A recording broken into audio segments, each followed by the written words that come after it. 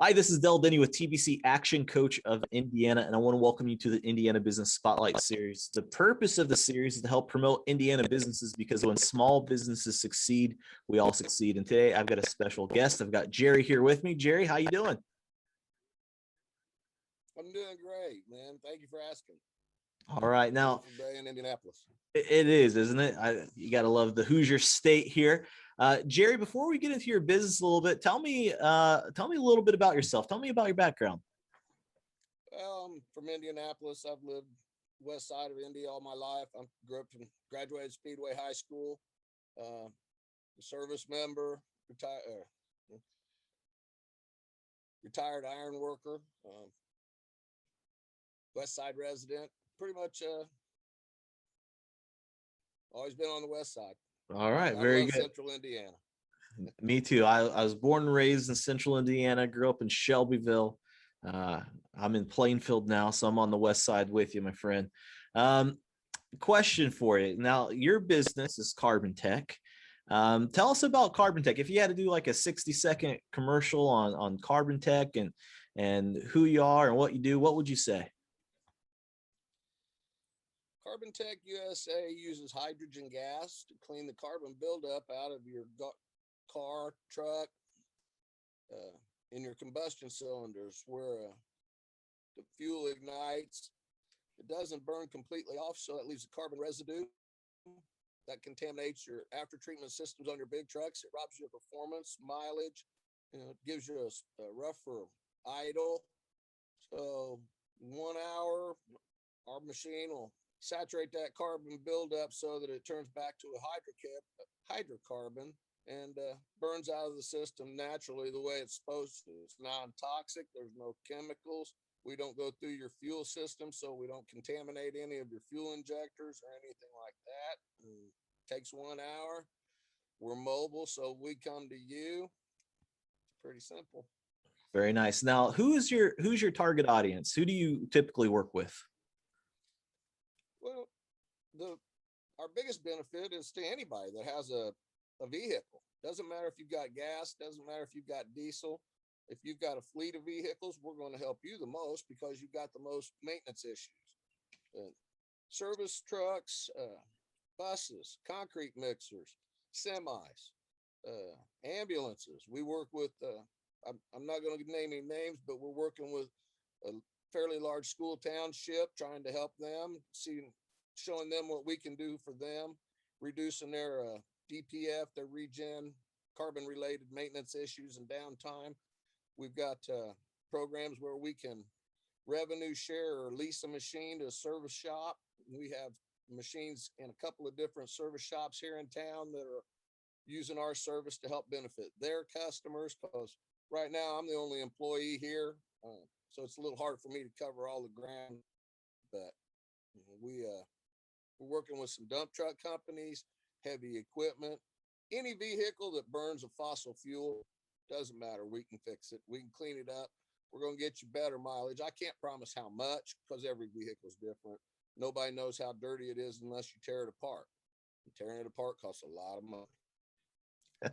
We can go there, hook up our hose, and in an hour, remedy a lot of those problems and help reduce the downtime maintenance costs. So That's fantastic. Now, let's say I've got a big diesel truck. I've got maybe a semi. I know there's something going on there and need some help. Uh, I call you up. What happens? you call me up, tell me where you're located at, and if we can schedule, if it's an emergency, I'll get to you as quick as possible. If it's you want to discuss a routine maintenance situation, and honestly that's where our service provides the most benefit is it incorporated into a company's routine maintenance. We recommend once a year on a passenger vehicle or twice a year on commercial vehicles, depending on the customer's usage and the idle time, because the idle times are really the most detrimental to the engine. If the engine's not hot, if it's not, drawing a lot of air through the intake and pushing a lot of that out through the exhaust, that carbon builds up. So that's really the worst part of that. So we hook up, I loosen up a hose clamp, I slide my little metal tube down into your air intake, set the big machine up, and away we go. After an hour, you're going to be good to go, and you're going to notice better driving truck. You're going to notice less DPF problems. You know, we can't guarantee that we can solve them, but like I say, when we're incorporated into a maintenance routine program, we're going to solve a lot of the downtime problems because the carbon's got to go somewhere. If Yeah. you ever notice when you change your oil and you feel that, especially if you do it yourself, the older mechanics, that grit in your oil is carbon buildup. What happens is it gets hammered into a fine powder, and then it goes past the piston rings and ends up down in the bottom of your engine where your bearings are. Then it's eating up your bearings, it's eating up your crankshaft, and it's contaminating your entire system. So buildup starts in the combustion chamber as soon as you turn the ignition on from day one. Gotcha. So my engine's smoother as a result, which is awesome, and even potentially better gas mileage. Now, Jerry, you're a business owner, and this Spotlight series is for fellow business owners as well. And you know, you kind of started in the middle of the pandemic. What lessons did you learn about being a business owner? You know, starting in the pandemic. Well, every day is learning. Like I say, I'm a retired construction worker, so I have no sales experience. I never really, other than mechanicking on my son's go-kart and working on cars that were easy to work on back as I was growing up in the 70s and 80s. I have no real mechanical experience. So just, and then on top of it, you know, having people so hesitant to talk and meet with a salesman, especially some service, some product they've never heard of. I mean, I'm selling something that's invisible. It's kind of hard to get people to even believe you when you tell them that you're going to benefit them and save them a bunch of money by selling them something that's invisible. That is true. Yeah, I could see that.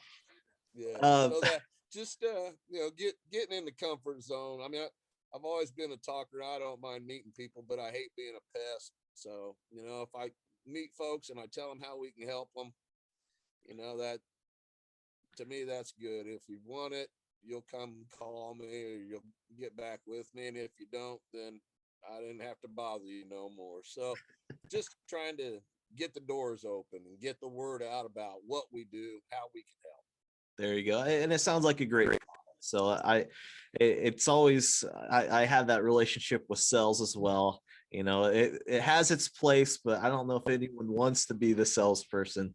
Um, it's just one of those things with business. Now, Jerry, you know, you've been in business for over a year now. They say that smart people learn from their mistakes, but wise people learn from the mistakes of others. What are some like learning lessons that you've had over the last year that you might be able to share with other business owners that might help them out? Well, just be persistent. Try and make sure that all your paperwork's properly in order so that when you land the customer that you've been trying to get down the road, the deal doesn't go sideways or doesn't necessarily pan out like you thought it might have. And try and make sure you got all your bases covered contractually and things like that. Nice. That's about one of the biggest things. And be persistent. Don't Yeah, don't get discouraged. good. Jerry, where can we find out more about you? I got a truck. I need some maintenance. I need some help. How do I get out? How do I get in contact with you? Well, you can find us we've got all of our distributors across the country. We've got Facebook pages. We've all got LinkedIn accounts on LinkedIn. You can find us on Google if you search CarbonTek USA. Don't get confused. There's some people who've tried to make shoulder pads and steal our name. So make sure you find CarbonTek USA. But we've got distributors. I believe there's about 12 of us now across the country. So if you Google us, you can see all of our information. You can get testimonials and read about who we've helped and what we can do, what we've done for them, and how we can help you. My phone number is 317-908-4930. You can contact me at CarbonTek Central Indiana, not Google, CarbonTek Central Indiana at gmail.com. And that's about it. Those are the easiest ways. We're not on Instagram. All right. We'll make sure that we put the links in the description of the video too. Last question for you, Jerry. What inspires you the most today?